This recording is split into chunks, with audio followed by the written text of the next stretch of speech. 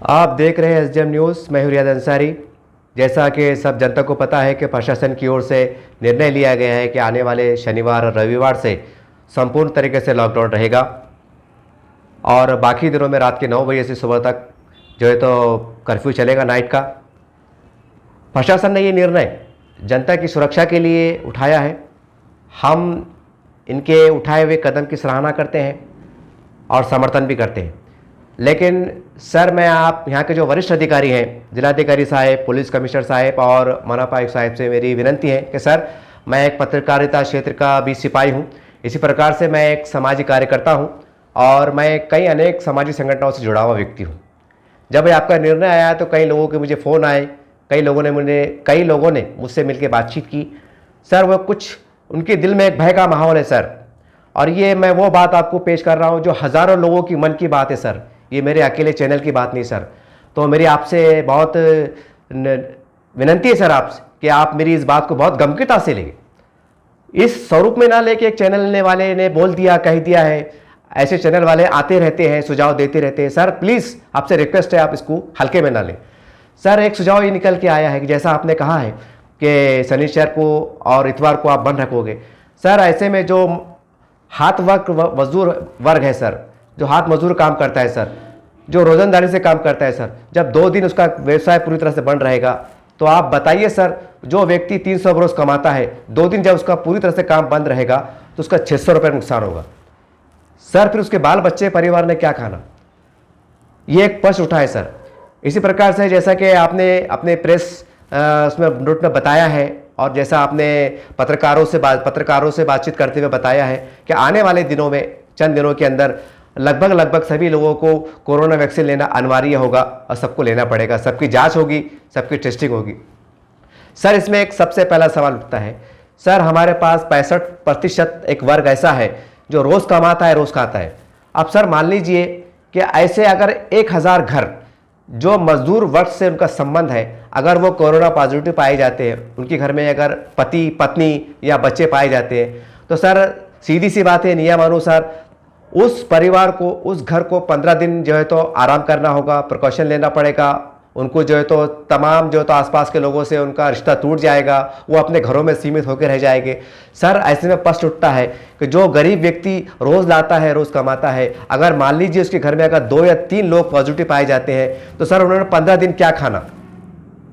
ये प्रश्न आज उठ रहा है जनता के बीच में से।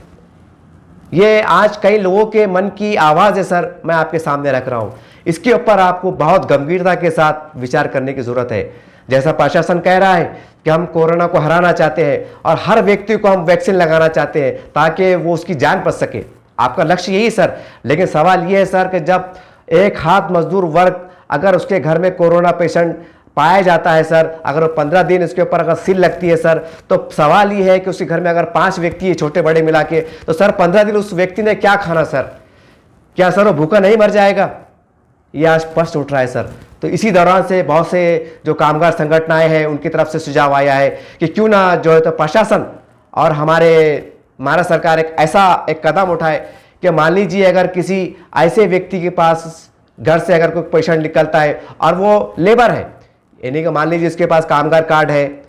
कोई एक शासकीय ऐसा कार्ड है कि जिससे सिद्ध होता है कि ये एक कामगार व्यक्ति है, हाथ मजदूर व्यक्ति है, और उसके घर में अगर 1-2 और कोरोना पॉजिटिव निकल जाते हैं, तो सरकार का कर्तव्य है, सरकार को चाहिए कि अगर 15-20 दिन अगर उसको आप जो है प्रिकॉशन लेने लगाते हो, उसको घर में सीमित कर देते हो, तो कम से कम उसको एक महीने का जो राशन होता है वो भी दे, और साथ में कम से कम मिनिमम मैक्सिमम आप सर 5000 की राशि उसको जारी करें, ताकि वो संतुष्ट होकर बहुत ही अपने घर में रहे, सुरक्षित रहे और आसपास के लोगों से संबंध बनाने का प्रयास ना करे। अगर सर वो व्यक्ति पूरी तरह से सुरक्षित रहकर प्रिकॉशन लेगा, अपना इलाज कराएगा, तो जाहिर सी बात है सर वो कोरोना उसके घर तक रहेगा और उस घर में इसका समाप्त हो जाएगा। मान लीजिए सर अगर वो पॉजिटिव निकलता है, अगर वो चोरी छिपे अगर अपने बच्चों के पेट की आग बुझाने के लिए कई काम को चले जाता है खामोश तरीके से, तो सर सीधी सी बात है ना, वो जब पॉजिटिव रहेगा तो कई लोगों से हाथ मिलाएगा, कई लोगों से उसके संबंध बढ़ेंगे, वो कई लोगों के साथ उठेगा बैठेगा, तो कहीं ना कहीं वो एक पॉजिटिव व्यक्ति कई लोगों को पॉजिटिव करने का कारण बन रहा है। क्या ऐसा नहीं हो सकता सर? होगा सर, यकीनन होगा। तो हमारा आपसे विनती है सर कि आज जो 60% लोग जो मजदूर वर्ग है सर, उनके अंदर अगर आप जैसे जैसे आपका ये लक्ष्य बढ़ेगा, जैसे जैसे आपकी टेस्टिंग बढ़ेगी, जैसे जैसे आपका शिकंजा कसे जाएगा, और मान लीजिए सर अगर बड़ी संख्या में अगर पॉजिटिव निकलते हैं, तो सवाल ये होता है कि सर जब हम कई गरीब घरों के लोगों को सील कर देंगे तो 15-20 दिन उन्होंने क्या खाना सर। अब मान लीजिए किसी घर में अगर छोटे छोटे अगर मासूम बच्चे हैं सर, 2-3 बच्चे हैं, गरीब परिवार से सर, वो अगर वो बच्चे दूध पीते हैं सर, बिस्किट खाते हैं सर, तो बताइए सर कि वो मासूम बच्चों को दूध कहाँ से प्रोवाइड करेगा वो बंदा। ये सवाल है सारा। तो कहीं ना कहीं जितने हम प्रभावित, जितनी चिंता हमें कोरोना से हो रही है, कहीं ना कहीं हम समझते हैं सर अगर इस विषय पर, इस सब्जेक्ट पर अगर ध्यान नहीं दिया गया तो सैकड़ों की संख्या में, हजारों की संख्या में कई लोग भूख से मर सकते हैं, भूख से परेशान हो सकते हैं, भूख से प्रेरित हो सकते हैं। सर ये बहुत बड़ा प्रश्न है। हम समझते हैं सर इसके अंदर हमारी जो सामाजिक संगठनाएं होती हैं, हर समाज में, धर्म समाज के लोगों के अंदर एक सोशल वेलफेयर जो सोसाइटी होती है, हम समझते हैं कि जैसा आपने एक मीटिंग का आयोजन किया है और विचार किया है कि हम कोरोना को कैसे हरा सकते हैं, तो यही बहुत सोच समझकर जैसा आपने निर्णय लिया है कि शनिवार को हम रविवार को लॉकडाउन संपूर्ण लगाएंगे ताकि कोरोना से रोकथाम हो सके, ठीक इसी प्रकार से सर क्यों ना आप एक शॉर्ट टाइम, बहुत जल्दी समय में जो है तो आप ऐसे औरंगाबाद के तमाम सामाजिक संगठन, NGO जो जिनका प्रभाव आज गरीब बस्तियों के अंदर है, उनसे हम एक मीटिंग करें और जो बस्ती के अंदर, गरीब बस्ती के अंदर कोरोना पेशेंट पाए जाते हैं तो उस घर तक हम कैसा भोजन उनको प्रोवाइड कर सके, उन तक हम दवाइयाँ कैसे पहुँचाई जा सके, उनको हम कैसा, और उस बस्ती को हम सब कोरोना से कैसा हम सुरक्षित रह सके, इसके ऊपर ये जो NGO वाले हैं ना सर, सोसाइटी वाले हैं, जो सामाजिक संगठन वाले, ये बहुत अच्छा सर योगदान दे सकते हैं प्रशासन को। हम समझते हैं कि प्रशासन अगर करोड़ों रुपये भी खर्च करें ना सर, आप नाकाम हो गए, आप नाकाम हो गए। अगर आप इनसे जो सामाजिक संगठन है सर, इनको बुला के आप अगर एक मीटिंग लेते हैं और उनके सामने सुझाव रखते हैं कि मान लीजिए सर एक किराड़पुरा भाग है, बाजीपुरा भाग है और दलित बस्तियों का भाग है, मान लीजिए कि दलित बस्ती है सर, वहाँ अगर 1000 पेशेंट निकल जाते हैं, मान लीजिए एक किराड़पुरा और बाजीपुरा सलम बस्ती, वहाँ अगर 500 पेशेंट निकल जाते हैं, तो सवाल ये है सर हम 500 पेशेंट को हम कैसे संभाल पाएंगे। ठीक है, आप उनको दवाइयाँ दे देंगे, इंजेक्शन दे देंगे और जो भी जो हेल्थ के डिपार्टमेंट के लोग हैं वो अपना काम करेंगे, लेकिन सवाल ये है सर कि जो भूखे मरेंगे तो हम उनको कैसा भोजन जो है तो प्रोवाइड करेंगे, ये सबसे बड़ा प्रश्न है। तो इसलिए मेरी प्रशासन से मांग है सर, उनसे मेरी दर्दमंद विनती है सर कि आप ऐसे पेशेंट जो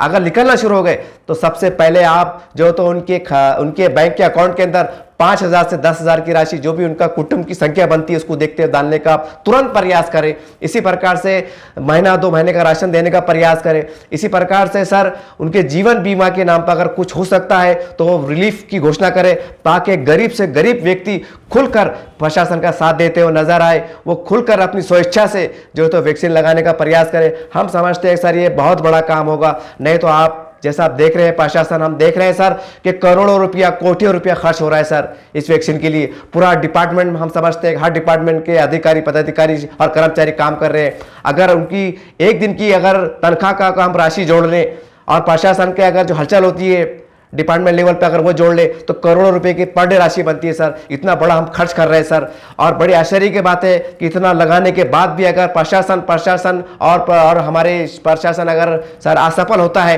तो ये एक बहुत बड़ी, हम समझते हैं, दुर्भाग्यपूर्ण बात है। तो हम समझते हैं कि कोरोना अभियान को, वैक्सीन लगाने के अभियान को हम किस तरह सफल बना सकते हैं, और इस दौरान में अगर सैकड़ों की संख्या में अगर कोई जो पेशेंट निकलते हैं तो उनको संभालने के लिए हम किस तरह से मशीनरी को हरकत में ला सकते हैं। हम समझते हैं कि ये सामाजिक संगठन और वेलफेयर संगठन आपको बहुत अच्छा मार्गदर्शन कर सकेंगे, आपका सहयोग कर सकेंगे। हम समझते हैं कि बहुत कम मात्रा में, बहुत कम राशि में आपका काम भी आसान हो जाएगा और जनता को संतुष्टि मिलेगी। हम समझते हैं कि जो नाराजगी बढ़ते दिन ब दिन आने वाले समय में बढ़ने वाली है प्रशासन की प्रति, आम जनता की,